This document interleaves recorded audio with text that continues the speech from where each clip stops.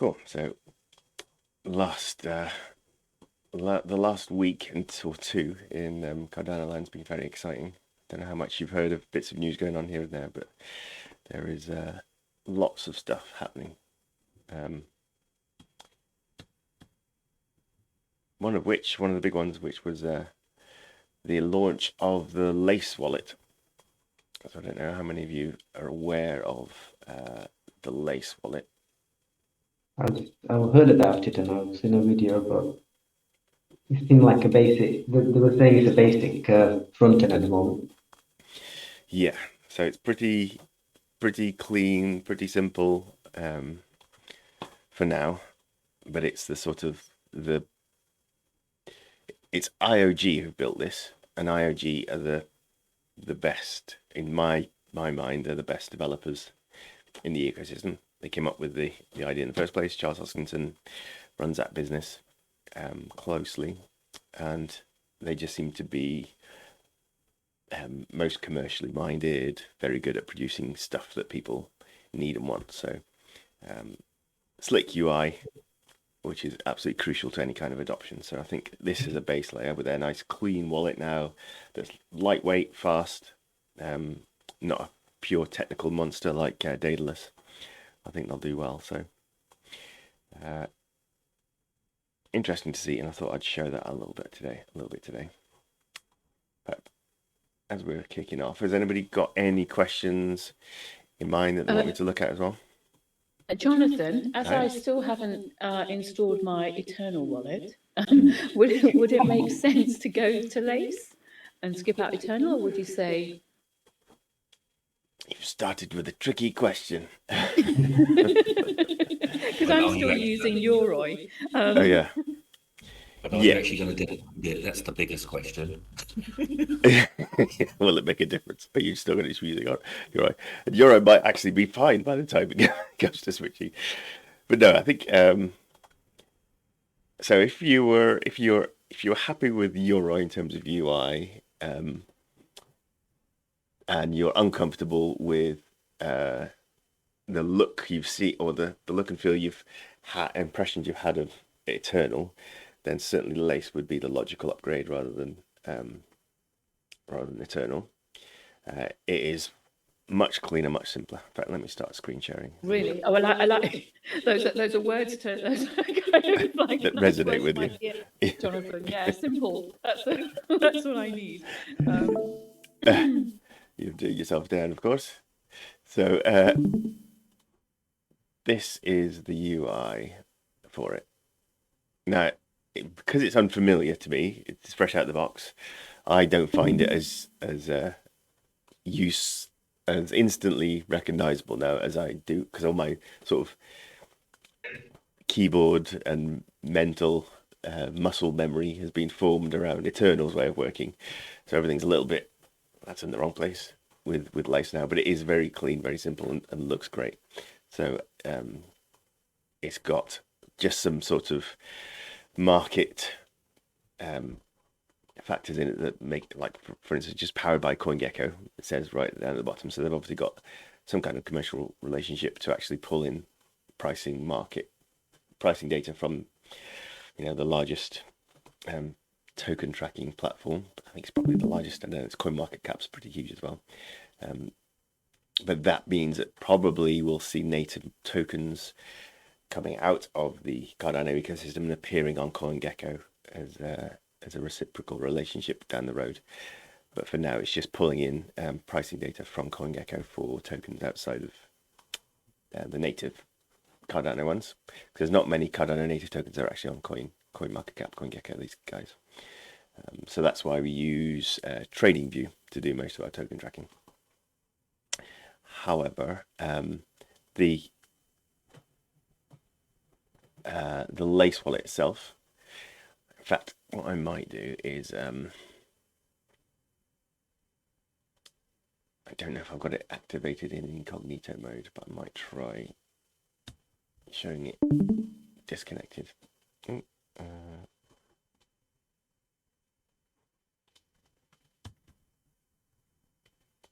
No.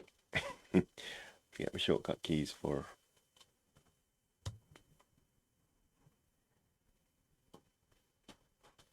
Is it in there? And does it work just like another browser extension, Jonathan? So Yeah. So yeah, you'd want to get it as an extension. yeah. Yeah, cool. And put it on Chrome or Brave? Yeah, so it Does works matter on. which one? So it works on any Chrome-based browsers. So that is Okay. Chrome itself, and of course Brave and Chromium and any other smaller versions out there. I use Brave when I need a Chrome-based browser. Yeah. And for my day-to-day, I use my web browsing I do on Firefox, and my crypto stuff I just do on Brave, because it's got the built-in MetaMask compatible wallet that is Brave, so you don't even have to go to a Chrome store or anything to pick up that extension. You can just use the Brave wallet.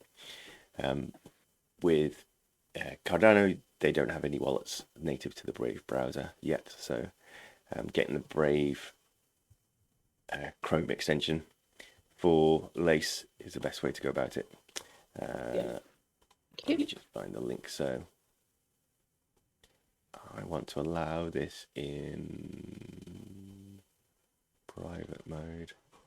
Then I should be able to open up a private browsing window and see Lace not logged in. Yeah, still picked up my login information. So yeah, I'm trying to get to the point where I can show you it uninstalled, but I'll probably have to do a proper video for that if I want to show that to you. Yeah, so I'll just work with my existing one. So anyway, it's a browser extension, so you would go to Chrome store. You can search for Lace, and it's got good exposure already. It looks like 28 reviews. So you'll see the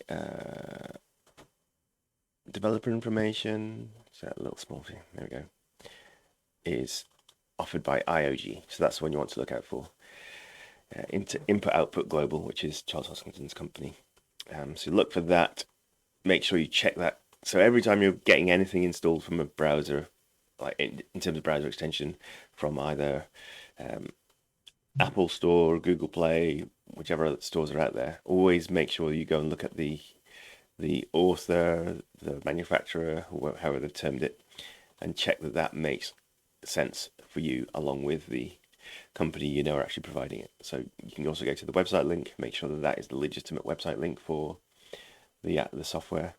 So even within the browser stores, do a bit of research due diligence before you install the browser extension, because we have had instances where things have slipped into the Play Store momentarily, very short period of time, but they managed to slip in there with effectively a clone of a wallet.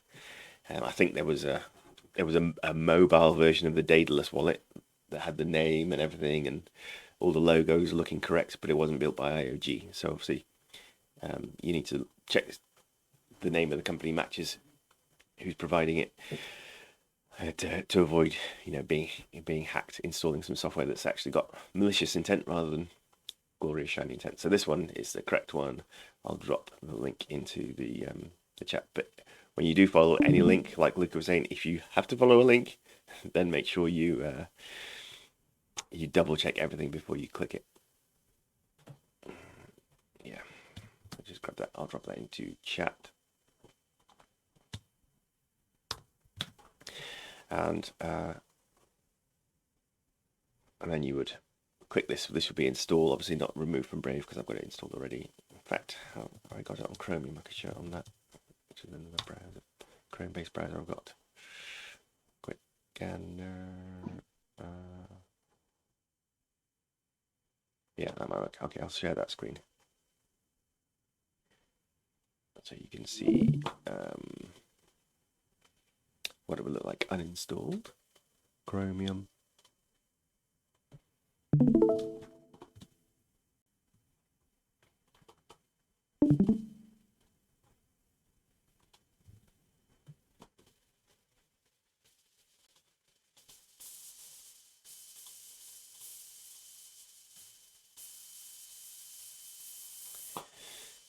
There we go. So that's the Chrome store with the Lace not installed as of yet. So you just click add to Chrome. It's going to ask you if you want to add an extension.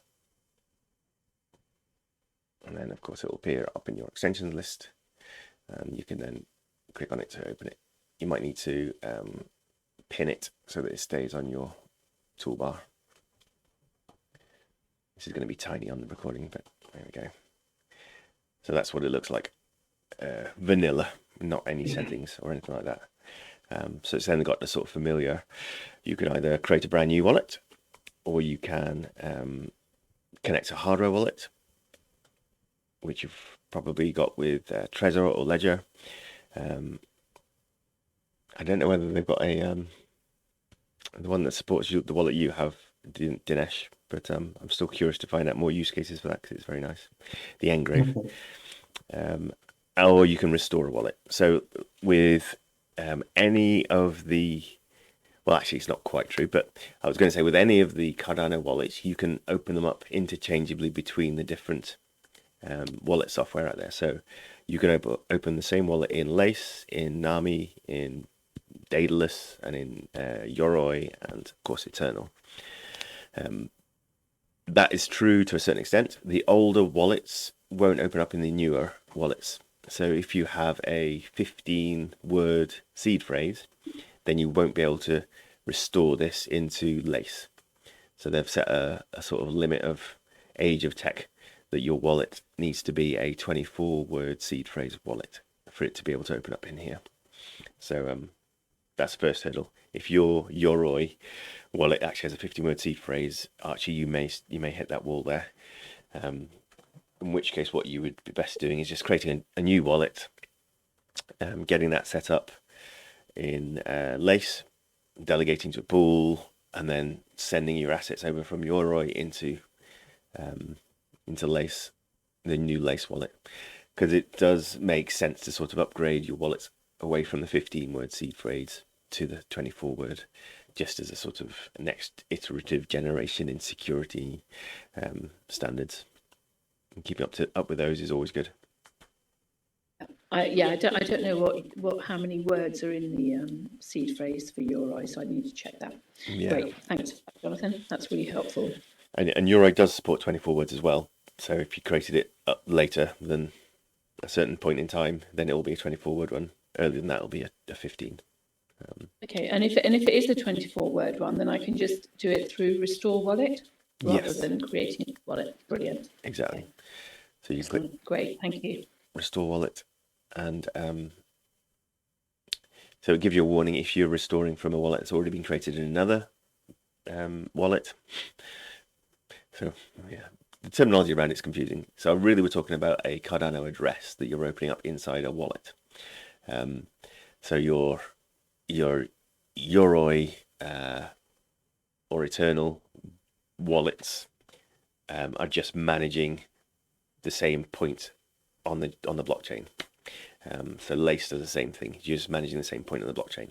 However, the way that the blockchain is set up, it's very flexible and powerful for application development as well as wallet service. So you can actually have multiple addresses, or you can have a single address, all referring to that one point on the blockchain.